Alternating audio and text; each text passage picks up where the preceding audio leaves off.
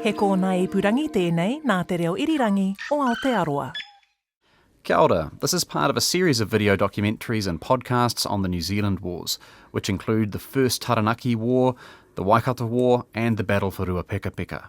This is Stories of Wairau, Part 2. You can find all the New Zealand Wars series on rnz.co.nz, Apple Podcasts, Spotify, or wherever you get your podcasts.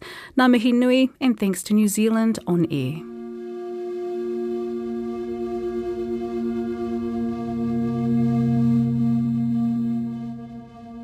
It could have all gone so differently.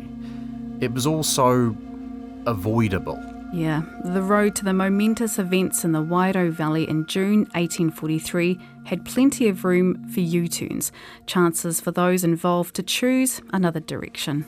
In 1839, the New Zealand Company's first expedition arrived in the waters of Aotearoa, a ship called the Tory carrying Colonel William Wakefield, who, as we heard in the first episode, was there to buy land and lead the first settlement. The New Zealand company William worked for was an idea dreamed up by his brother, Edward Gibbon Wakefield, a scheme to colonise New Zealand. But as we've said, it could have all played out quite differently. The New Zealand Company had wanted its second settlement after Wellington to be down in Canterbury, but Governor William Hobson had refused, and they'd had to settle for land at Whakatū, also now known as the city of Nelson. The New Zealand Company might also have delayed, given how few plots of land that initially sold back in Britain. It might have heeded Ngāti Toa's insistence that the Wairau had never been sold. The British government might have learnt from its mistakes in India and the Americas and acted sooner to stall a private company with big colonial ambitions. But none of that happened. Instead, after establishing that beachhead in Wellington, the New Zealand Company, in 1841, turned its attention to the top of the South Island. Land was surveyed, shiploads of colonists set sail, and a new settlement began to take shape. But the vision these settlers had been sold back in Britain was a plot of land in town, plus another 60 hectares each for farming. And when we say the vision they'd been sold, we actually mean the land that'd been sold. Those settlers had been sold all those hectares, even though the New Zealand Company didn't actually own them. So, as more colonists arrived in this struggling community, the pressure grew for more land, and one man had the job of finding that land, Captain Arthur Wakefield. Yep, another Wakefield. While Edward was scheming back in London, William was buying up a third of New Zealand, and Governor William Hobson was sailing in to sort out the Treaty of Waitangi. Arthur Wakefield had been sailing around the Mediterranean in command of HMS Rhadamanthus. It was the pinnacle of an esteemed career in the British Navy that included the 1812 war against America and intercepting slave vessels off the African coast. Once he'd boarded a Spanish ship and freed 420 slaves. As far as the Wakefields go, Arthur was kind of the best of a bad bunch. But he's going to play a key role in the events that would unfold at Wairau, events that are now seen as a critical precursor to the New Zealand Wars. Or, as some historians see it, the first act, the very start of the New Zealand Wars. It would be Arthur Wakefield who would confront renowned Chief Te Rauparaha in a showdown over land. But in 1841, he was just making a midlife career change, moving from the Royal Navy to take up a job in the family firm. Here's Philip Temple, author of the book A Sort of Conscience, The Wakefields. He had this amazing position as the flower of the field because he was a very pious guy, a very religious-focused guy, but he was a magnificent sailor as well, and seaman and officer. So he was highly regarded by everybody in the family. Arthur finishes his last commission and is now available. And I think he was in his early 40s by this stage. So Edward Gibbon says to him, right, you can lead the second one. That's the second settlement. He steps into the role of principal agent of the New Zealand Company in Nelson. Now, here's historian Vincent O'Malley. And in that role, he is really one of the prime targets for the settler agitation, demanding access to the lands that they had purchased from the company. So he's sort of in the gun in terms of the need to find the lands that settlers had been promised. More land is needed, so Arthur sends out surveyors, led by Chief Surveyor Frederick Tuckett. The work's hard, physically taxing. They have to cut through scrub, wade through swampland, and it could take weeks, even months. The surveyors head out to Golden Bay, Motueka and Wakapuaka in the Tasman Marlborough area. Here's Philip Temple. They were literally branching out from where they were to see what there was. So Cottrell found, went over the hills and saw the Wairau plains. Oh, ideal. In December 1842, surveyor John Cottrell comes across 250,000 acres of fertile land. It's just what the New Zealand Company needed. And what was even more awesome is that Arthur's brother William told him he'd already bought that land. So the settlers started making plans to occupy it. Arthur was in this difficult situation where he couldn't provide employment. There were too many labourers and not enough capitalists, if you like, and not enough decent land to set up the kind of settlement that was planned. He believed William, who said, look, we bought that. It's part of the purchase, so don't worry. Which purchase? Yep, you've got it. The Blenkinsop purchase. That dodgy deed where Captain Blenkinsop pulled a fast one, saying he was renting water and wood, but in writing said he had bought the land outright. William Wakefield has got his hands on that deed and reckons it's his trump card. But Ngāti Toa, and especially Te Rauparaha, knew they'd never agreed to sell and knew the Blenkinsop deed was a joke. Meanwhile, Te Rauparaha is getting seriously worried about these plans for expansion. Here's Lloyd Carpenter. Te Rauparaha is aware of what's going on. The New Zealand Company were very proud of what they were doing. Every time they did something, they published it in the newspaper. So what would happen is they'd publish, for example, that there'd been surveyors in the Wairau, explorers in the Wairau, in the newspaper. That would then reach the hands of Te Rauparaha, and he knew what was happening. He knew that there was this creeping engagement with the Wairau.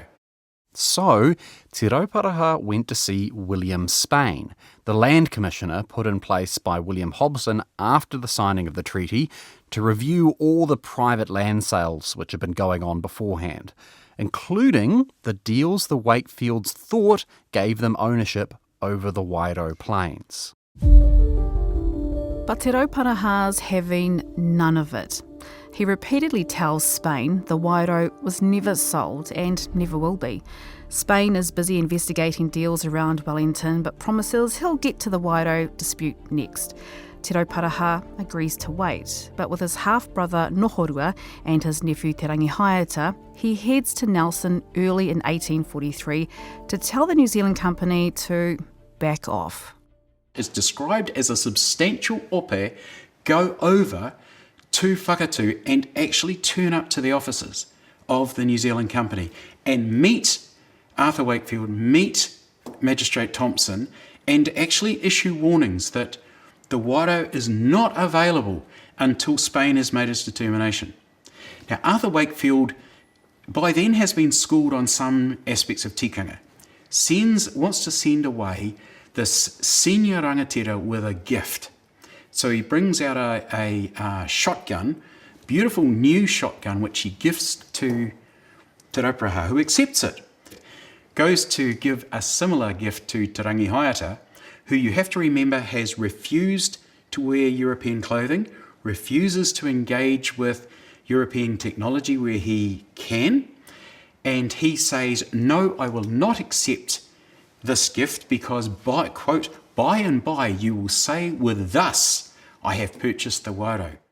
So Te Rauparaha figures he's made his position crystal clear to Arthur Wakefield. But as Philip Temple explains, Arthur doesn't seem to have got the message. But Arthur didn't take them seriously and thought that they were just putting on a bit of a performance. After leaving Nelson, Te Rauparaha doesn't just sit on his hands though. To show the Wairau is his, he starts to work the land. Here's Senior Lecturer Lloyd Carpenter again. So they plant gardens up the Wairau, re-establish kaianga. And what they're doing there is showing this is not just our land, but we're working our land. About 120 Ngāti Toa are there in the Wairau. Here's Ngāti Toa leader Kahuropata. You know, we still have a huge interest in this land, and I think that they didn't, if they wanted to go to fight, they would have taken an army. But he took his wives and they took some of their children, we know this, and a few armed soldiers. But other than that, that's the ultimate expression of Māori coming in peace, when you take your wives and your children and you're going under a truce of rongo and not under the battle flag of tūmātauinga, I suppose. So we know this, and that while they were down there it escalated.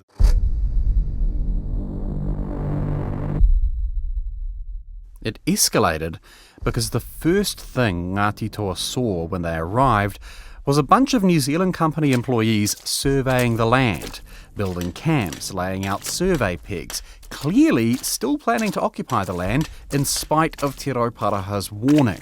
Ngāti Toa needed to send a message that this was unacceptable. They go to the different camps and they turn up and they pull up the survey pegs, burn down the raupo huts, but then they are absolutely clear that no one is to be harmed and no goods are to be lost. So they carry all of the surveying equipment carefully, because it's surveying equipment, back to Port Underwood, load them back on the New Zealand Company ship, and then head back to the second encampment and do the same. So they're really, really clear. You are in the wrong place, doing the wrong thing, but we don't want wrong to come to you. But the settlers back in Nelson did not get that message. Yeah, and we've got to remember the context. They've sailed from the other side of the world to a place they'd been promised was literally like a new Garden of Eden. But then at every step, they'd been frustrated. They were angry. They were angry at the governor for refusing to let them settle in Canterbury and seemingly being more interested in protecting Māori interests than the well-being of British citizens. They were angry at the New Zealand Company for its broken promises to provide land and jobs. And now they were angry at Ngāti Toa for refusing to grant them access to land they believed rightfully belonged to them. Nelson was a powder keg, just waiting for a spark. So when John Cottrell and his surveyors returned with news of what happened at Wairau, the Nelson colonists were ropeable. They demanded Nelson's police magistrate and, ironically, protector of Aborigines, Henry Thompson, arrest Te Rauparaha and Te Rangihaiata for arson. Here's Senior Lecturer Lloyd Carpenter again. Those group turn up back to Whakatū, and the Whakatū newspaper, Magistrate Thompson, immediately have their cause. They have their just war cause. On June 12th, 1843, Thompson issued the warrant. As Arthur wrote in a letter to his brother William Wakefield, Thompson, accompanied by myself and a lot of constables, are off immediately in the government brig to execute it. We shall muster about 60, so I think we shall overcome these travelling bullies. Although Arthur did have some concerns about Thompson, the 28-year-old police magistrate was infamously hot-headed. As Arthur wrote, I fear Thompson will get a hornet's nest about his ears from his instability of temper and continual interference in trifles. The captain of the government brig, Captain J.H. Wilson, also had some reservations. Arthur insisted the chiefs would not resist arrest, and that Te Rangihaiata was only a bully, that there was nothing in him. Captain Wilson thought that was a bit optimistic and decided to stay on board the ship while a posse of 49 settlers, 35 of them armed with weapons, set off to arrest the Ngāti Toa chiefs. here's Dr. Vincent O'Malley again. And many of them are labourers who have no idea where they're going, what they've been asked to do. So there's a group of 49 of them. They're not actually sworn in as special constables, contrary to what's said sometimes, so they have no legal authority, really. They're not acting on behalf of the Crown in that sense.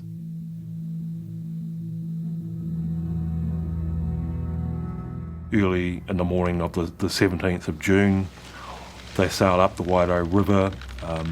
They drop their canoes off at the junction of the Tuamarina stream and walk up the rest, and that's where they encounter Ngāti Toa.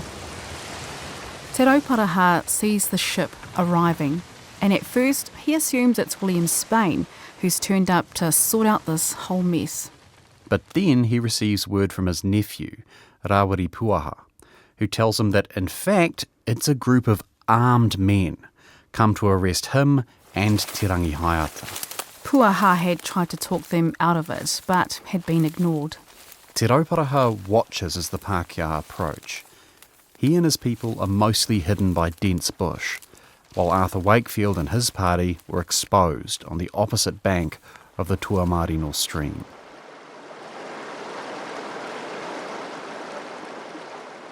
So they arrive at the site where Ngāti Toa are camped on one side of the Tuamarina stream on the 17th of June.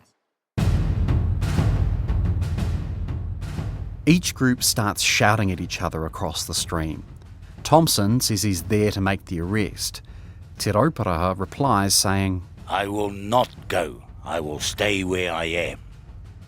Then A waka is placed across the stream for Thompson and Wakefield and a small party of men to cross over to speak with them, while others remain behind on the other bank with their firearms at the ready. here's Lloyd Carpenter.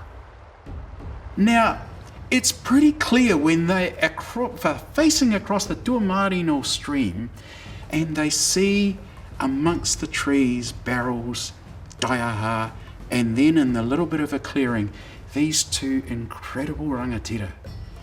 It's no wonder you heard voices amongst the English settlers of, be wary, what are you about, be cautious, and the surveyors again saying, let's go home now.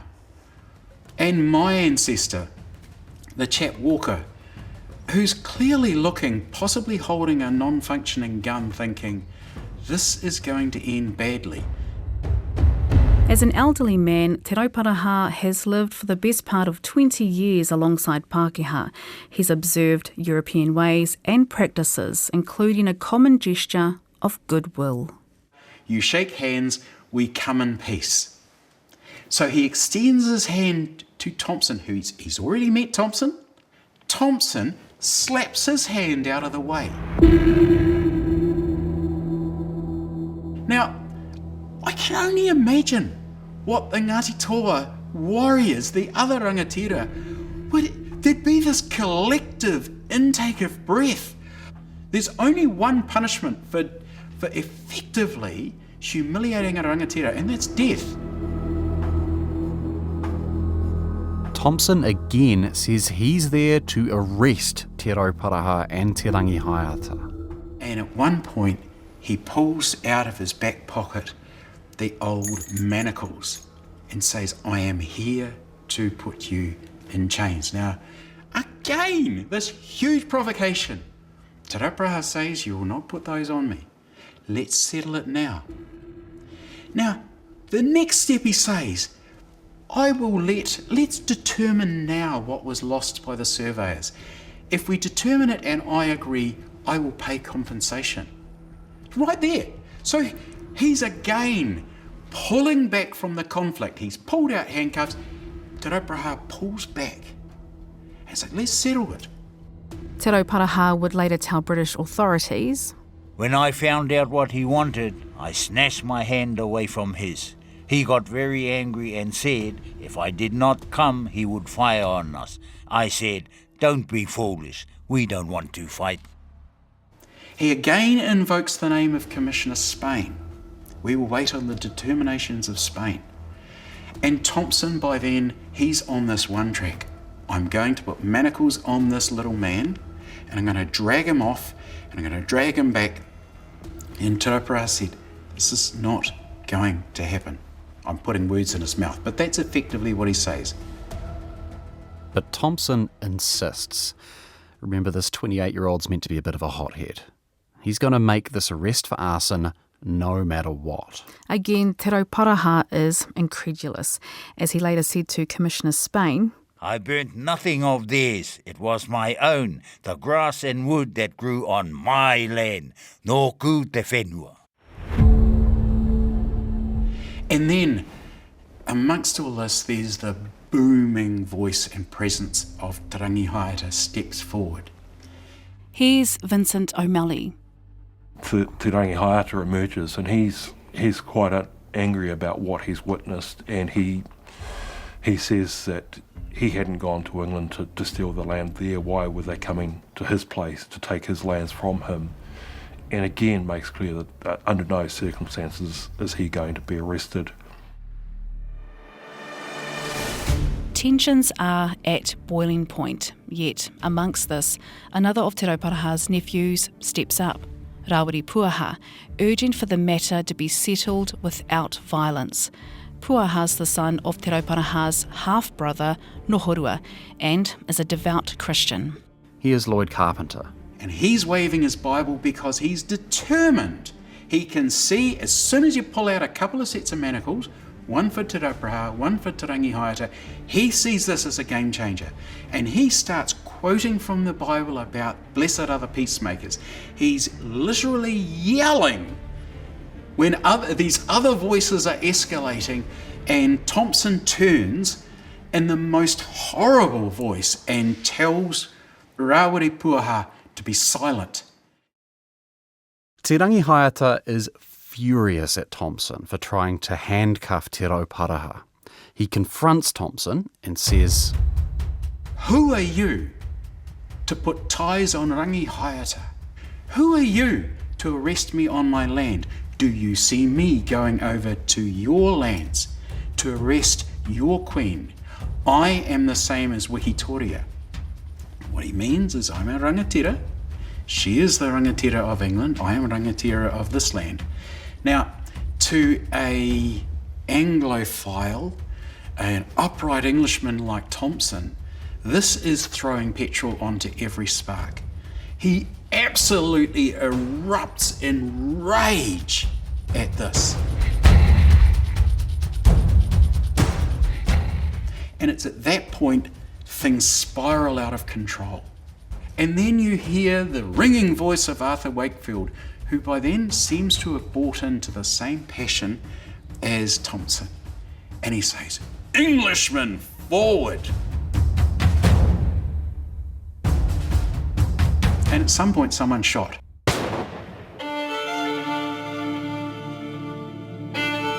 There are several who say that that shot was the one that killed Tarongo.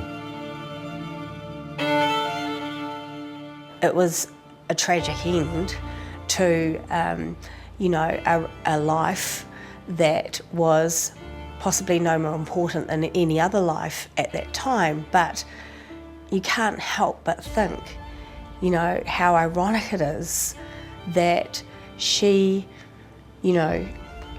found herself at the centre of an episode in our history that has shaped and influenced the direction our entire country has taken in many ways.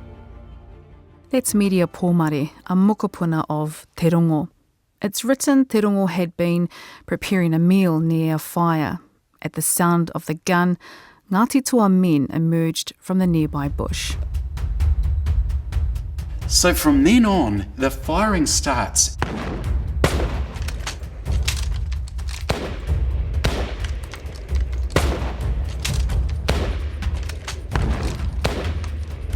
But this rabble of road workers are no match for Ngāti Toa. The Māori are better positioned with the cover of the bush, they're better armed and vastly more experienced. Here's Lloyd Carpenter.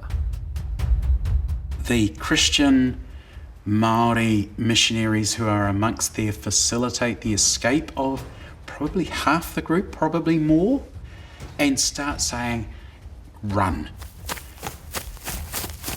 And they probably threw their muskets away and in their best hobnail boots sprint. And if you know the area from Tuamarino right round to Port Underwood is a long way to run, but they did it. Then they took to their heels. But not everyone is so lucky. People fall on both sides. On the settler side, people fall wounded or killed. On the Māori side, at least 4, probably 6 are immediately fatally shot. But it's the settlers who are coming off worst. And at that point, it's obvious they're up against superior firepower, superior fighting ability, superior musketry, and the only way to survive is to surrender and somehow come to terms. Here's Vincent O'Malley again. The European party scrambled back to the other side of the Tuamarina stream and up the steep hill there, trying to sort of flee from the scene once it becomes clear that they're overwhelmed. After a while, they make their submission, and Arthur Wakefield, Henry Thompson, and a group of others are taken prisoner, and then there's a debate really about their fate. Te Rauparaha and Te Rangihaeta hold the lives of these prisoners in their hands, and they're at odds. Te Rangihaeta's wife, Te Rongo, is dead, as well as at least 3 other Māori. Te Rangihaeta wants utu. And Te Rangihaeta wasn't just angry about the deaths on that day. Remember, there was also the death of Rangihua Kuika and her baby 6 months earlier, and that was still weighing heavily on his mind. Here's Vincent O'Malley. Te Rauparaha really knows that he can't stand in his way because Te Rangihaeta has tikanga on his side. In the wide view of things, Ngāti Toa are camped there on their own lands when this posse turns up, attacks him. Te Rauparaha realises that he's in no position to prevent that, and so the men are executed, 9 of them, one by one, with a mere. A mere is a greenstone handheld weapon, just in case you're not familiar. 9 prisoners, including Thompson and Wakefield, lie dead.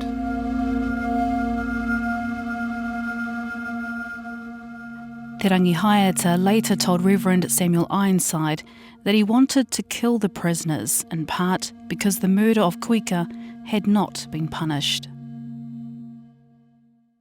A piece of damper bread was placed under Arthur Wakefield's head. Kahuro Pata explains why.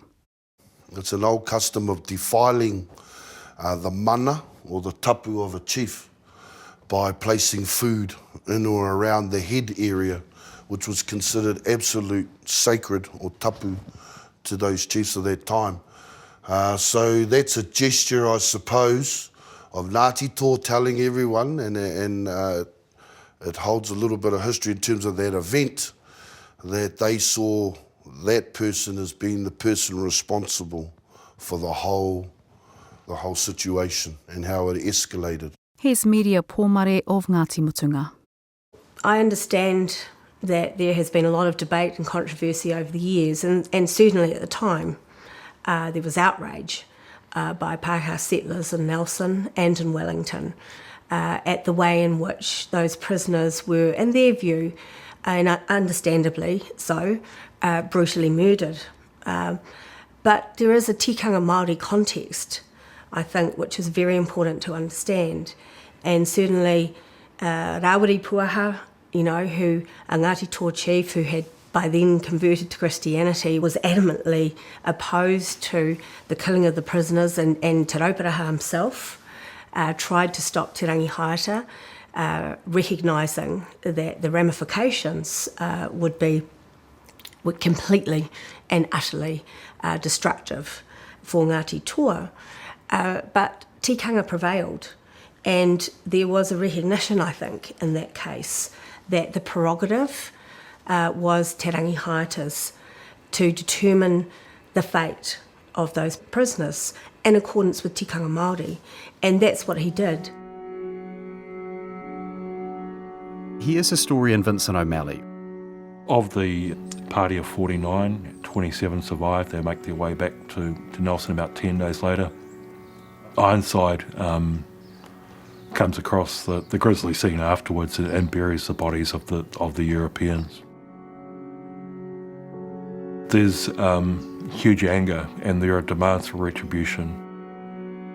Vincent O'Malley's not wrong about the outcry amongst Europeans. In Old Marlborough, which is a history of the province published in 1900, author T. Lindsay Buick wrote this. It would be difficult to describe the intense excitement which agitated the whole colony as the tidings of the massacre flew from settlement to settlement. And in the white heat of their anger, the settlers were guilty of saying and doing many rash and intemperate things. Few of them had made themselves conversant with the whole facts of the case, and fewer still stayed to reason out the natural actions of men under the circumstances. All that they knew, and all that they cared to know, was that their countryman had been, as a Nelson settler forcibly expressed it, brutally butchered.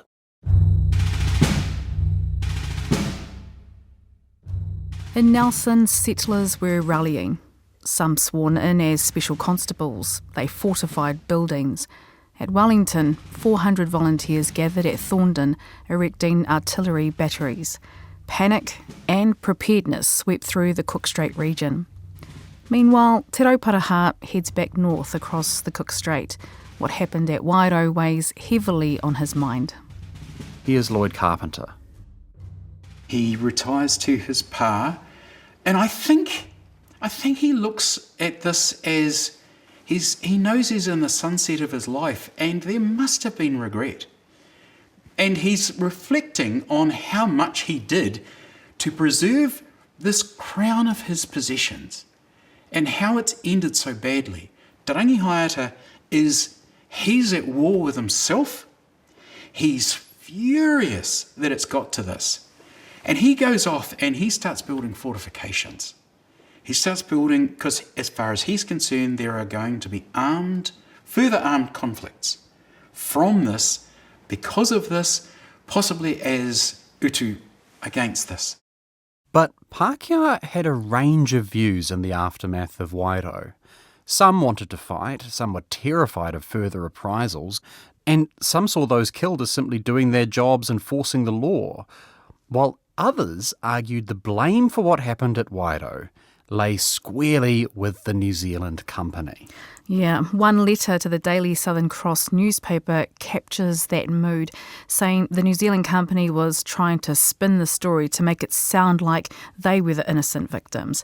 It said the company's version of events was calculated to divert the public mind from contemplation of conduct so disgraceful to men calling themselves civilised.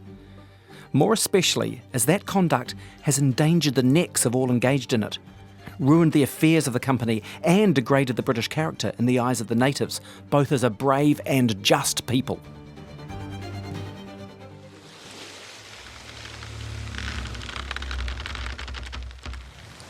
At the end of 1843, a new governor, Robert Fitzroy, arrived in Wellington.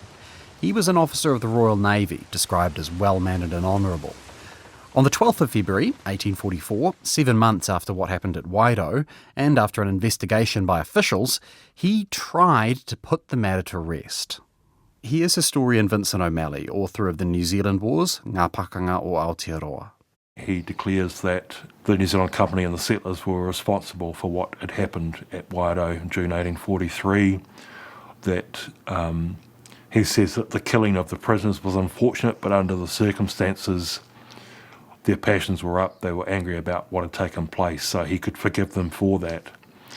That was quite a bold response in the circumstances. There's enormous anger at Fitzroy's response. The settlers feel that he has abandoned them. They feel that he is condoning what they saw as a massacre, and there are calls for Fitzroy to be replaced and for a new governor to arrive and so on. And so there's uproar really about this. And later on, when Fitzroy does eventually depart as governor, settlers burn effigies of him in celebration. But while Fitzroy's decision not to lay blame on Ngāti Toa may have averted a war, it cost him his job. When news of the killings made it back to Britain, the number of people wanting to migrate to Aotearoa dried up. That was devastating for business for the New Zealand company and for the Wakefield family. Here's Philip Temple. Arthur's death and the other settlers, the New Zealand company in London went bonkers. William Wakefield at one point wanted to start fighting himself because he was so devastated by his brother's death. And they really went for Fitzroy in Parliament and so on. And he was recalled, and then Grey was sent out. That's George Grey, by the way, aka Kawana Grey, the governor who would lead Aotearoa through much of the 1850s and 60s. And Grey takes a completely different attitude towards Wairau. And he says Ngāti Toa were to blame for that. He demands that they pay utu for this. And what he asks for is that they hand over the Wairau as payment for the Europeans who are killed. Not only does Grey reverse Fitzroy's take on what happened at Wairau, there are further disputes over the rights to the land. Much of what happened in Nelson was repeated in Wellington. Colonists arrived to find land they had paid for and sailed all the way around the world to occupy didn't actually belong to them.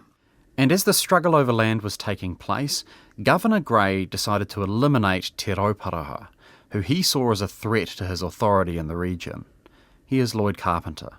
They're sent in and he's arrested with a group of soldiers going in and arresting him in his hut. No charge, no warrant, and he's held in Auckland for 18 months. While Te Rauparaha was in captivity, Te Rangihaeta would fight Grey and his allies for control of lands in the Hutt Valley, but ultimately he and his people would be forced to retreat north of Wellington. Here's Kahuropata. They went to Waikanai, and I think Kawana Grey even made his way to Waikanai.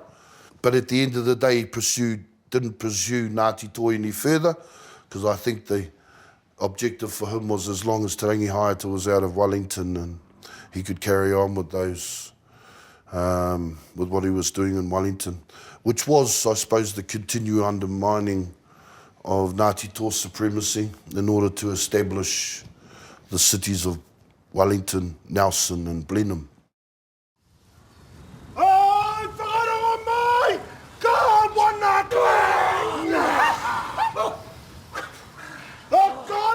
Tensions over land throughout the Cook Strait region would remain high. Eventually they would explode into the Hutt War, a conflict which Te Rangihaeta would play a central role in.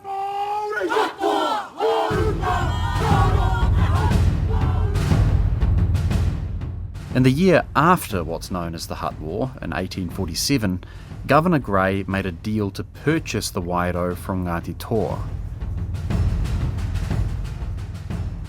No Marlborough student should leave school without knowing about the affray or the massacre that went on here. So do people kind of know what happened at this place? You remember Dr. Peter Meihana from episode 1? Well, he's a senior lecturer in Māori history at Massey University and he uri no rangitane, no Ngāti Koata, me Ngāti Kuia. He explained the purchase like this to a group of school kids on a field trip to Wairau. Right, I want to buy your land in the Wairau. And so they sold the land here in the Wairau.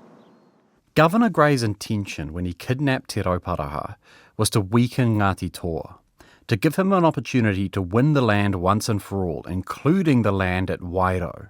These sales, by the way, ignored the rights of rangitane, the people who had lived in the Wairau for hundreds of years before Ngāti Toa arrived and who still lived in that region when the land was sold. Grey and his officials simply said that rangitane had been conquered by Ngāti Toa and therefore had no real rights to the land. Later, the Crown set up so-called reserves on the Wairau plain for 3 iwi in the area to live on. It was just 770 acres out of 26 100,000. The rest of the land was sold to Pākehā farmers. Most of what Māori retained was swampy and not that great for living on. And it can all come back to this event here in 1843. Yep. So, just... I know it sounds complicated. Did I make it complicated or did you get it? So they kidnapped the chief from Ngāti Toa who signed the treaty and held him hostage to get them out of their land. Yeah. So, okay.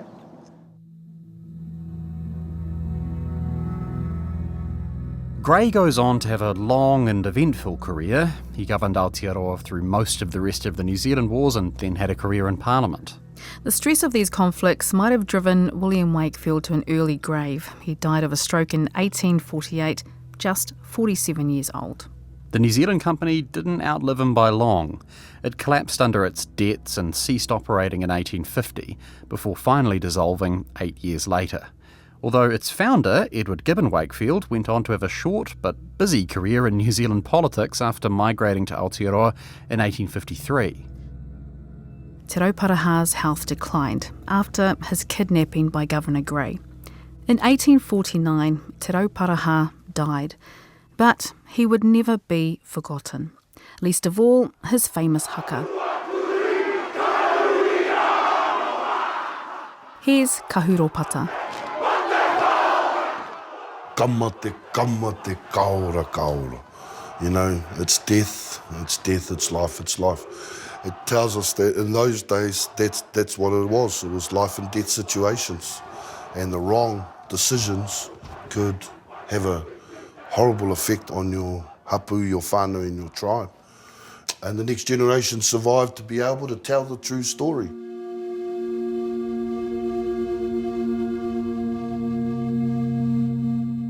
What of the land today?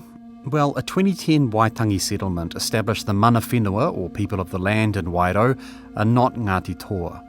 Instead, the mana whenua in the region are now acknowledged as Rangitane or Wairau, one of the iwi Ngāti Toa defeated in the 1830s. The Crown apologised for ignoring Rangitane in the aftermath of the Wairau incident and paid $25 million in land and cash by way of compensation. Today, many remember Wairau as a side note to the New Zealand Wars, a relatively small incident compared to the scale of what was to come. Yeah, and these other wars are all covered in other episodes of the New Zealand Wars series. For example, what happened at Wairau helped spark similar tensions in Taranaki, and you can hear all about that in New Zealand Wars Stories of Waitara. So Wairau was a kind of trigger for all sorts of other events, but it also had huge significance in and of itself for those who lived through it. Yeah, as Peter Meihana points out, people who lived in the area used to measure time based on whether an event happened before or after the Wairau incident. 1843 is like the BC AD of the area. Like they'll say, such and such, who was a child at the time of the affray, or such and such, who was born 5 years after the affray. All right. Are you guys ready for some kai? Yes. Yeah. Keep off the road. Keep off the road. About half an hour. 30-minute lunch break. Yep. Sounds good. Yeah. Tēnā tātou, and thanks for listening. If you enjoyed this podcast, please give us a rating and a review on Apple Podcasts. It's the best way for others to find this and other awesome podcasts on the RNZ website. This series also includes New Zealand Wars, Stories of Waitara, Stories of Tainui, and Stories of Ruapekapeka. Aira, and the video series is amazing. Lloyd Carpenter, Vincent O'Malley, Meria Pōmare, Kahuropata and Sir Matu Terei were interviewed by Mihi Narangi Forbes. Nā mihi kia koutou. Also thanks to David Green, Matthew Baker, Philip Temple, Peter Meihana and Liana MacDonald for helping us out with the research for this podcast. Nā mihi mai o hakinga kai kōrero voice talent from Kehu Butler, Ngairo Eruera, Duncan Smith, Grant Walker, Simon Dickinson and Tim Watkin. New Zealand Wars, The Stories of Wairau is a co-production by RNZ, Aotearoa Media Collective and Great Southern Television. This podcast episode is written and produced by me, Justine Murray. And by me, William Ray, and by our executive producer, Tim Watkin. Sound engineers Phil Benge and William Saunders. The series was made with the support of New Zealand On Air. E rere nā taimihi kia koutou katoa.